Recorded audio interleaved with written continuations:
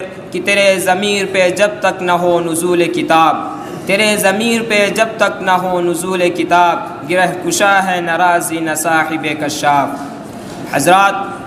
اس شعر کی وضاحت سے قبل یہ دیکھ لینا بھی ضروری ہے کہ خود اللہ رب العزت نے قرآن حکیم کے متعلق کیا فرمایا ہے۔ ارشاد رب العزت ہے انا عرضنا الامانۃ علی السماوات والارض والجبال فابین ان یحملنها واشفقن منها وحملها الانسان۔ ایک دوسری جگہ ارشاد باری تعالی ہے لو انزلنا هذا القرآن على جبل لرأيته خاشعا متصدعا من خشیۃ اللہ۔ حضرات گرامی، قرآن حکیم ہر دور کے لیے ایک معجزہ ہے۔ ہر دور میں ہر دور میں اس کی عظمت و برتری اپنی صداقت و آفاقیت کا جادو جگاتی رہے گی، جس کے باعث نوع انسانی کے لیے اس کے کلام الہی ہونے کا عقلی ثبوت فراہم ہوتا رہے گا۔ قرآن عظیم جس طرح تشریعی اعتبار سے ایک جامع و مکمل صحیفہ ہے، اسی طرح وہ تکوینی لحاظ سے بھی ابدی حقائق و قواعد پر مشتمل ایک بے مثال اور حیرت انگیز مجموعہ ہے،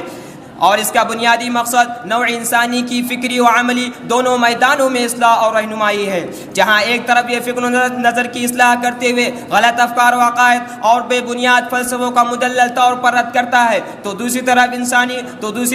طرف شرعی و اخلاقی حیثیت سے انسانی عمل و کردار کو مکمل طور پر درست کرنے پر زور دیتا ہے، تاکہ اس کے نتیجے میں ایک ایسا خدا پرستانہ اور متوازن معاشرہ وجود میں آئے جو افراط و تفریط سے بالکل پاک ہو۔ لیکن اس کے لیے ضروری ہے کہ قرآن کریم کی صداقت پر مومن کا یقین کامل ہو، اور اس کے جذبات و احساسات قرآن کی معنویت اور اس کی روح کو اپنے افکار و خیالات اور اپنے تخلیقی وجود سے مکمل طور پر ہم آہنگ محسوس کرے، گویا کہ یہ قرآن اسی پر نازل ہو رہا ہے۔ یہ ہے تلاوت قرآن کا اصل مقصد اور اس کی غرض و غایت۔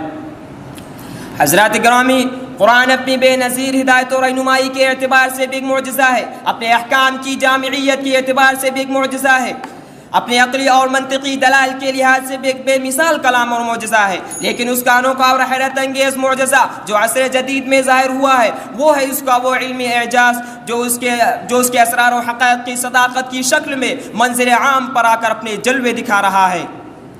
چنانچہ تحقیقات جدیدہ کی روشنی میں قرآن عظیم کے بیانات و تصریحات کی حقانیت پوری طرح کھل کر سامنے آ گئی ہے، اور اس کے اسرار و حقائق اجاگر کر رہے ہیں، پوری طرح کھل کر سامنے آ گئی ہے، اور جدید سے جدید تر علمی انکشافات مسلسل و پے ہم کلام ربانی کے اسرار و حقائق اجاگر کر رہے ہیں اور ان کی صدق و سچائی پر مہر تصدیق ثبت کر رہے ہیں۔ اور آخر میں اپنے شاعر مشرق علامہ اقبال کے شعر پر اپنی بات ختم کر رہا ہوں کہ قرآن میں ہو غوطہ زن اے مرد مسلمان، قرآن میں ہو غوطہ زن اے مرد مسلمان، اللہ کرے تجھ کو عطا جدت کردار۔ وآخر الدعوانا ان الحمدللہ رب العالمین۔